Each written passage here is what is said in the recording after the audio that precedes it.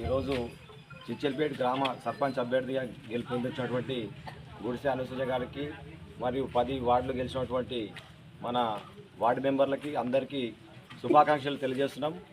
ఇంకోటి ఈరోజు జరిగిన విషయం ఏంటంటే ఈ ఎలక్షన్కు ముఖ్య కారణం చాలా ఉంది. మన మండల్ లెవెల్లో కానీ ఒక డిస్టిక్ లెవెల్లో కానీ దీనికి ప్రత్యేకత ఉంది. ఏ విధంగా అంటే జనరల్ ఉంది.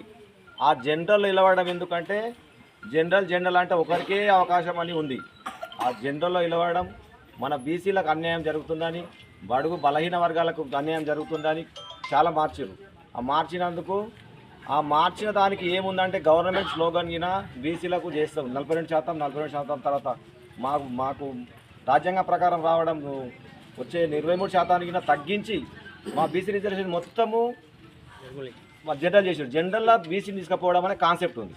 ఆ కాన్సెప్ట్కు తూట్లు పొడిచినందుకు కాబట్టి మేము ఖచ్చితంగా నిలబడాలి, మేము సాధించాలి. కాబట్టి సాధించాలని అందరి పట్టుదలతోని అందరి సపోర్ట్తోని బలహీన వర్గాలను తొక్కడము నేర్చుకోరు. కాబట్టి ఆ తొక్కడానికి మేము దాన్ని ప్రత్యేకంగా మొత్తం వ్యతిరేకించి స్వతంత్ర అభ్యర్థిగా నిలబడి పోటీ చేయడం జరిగింది.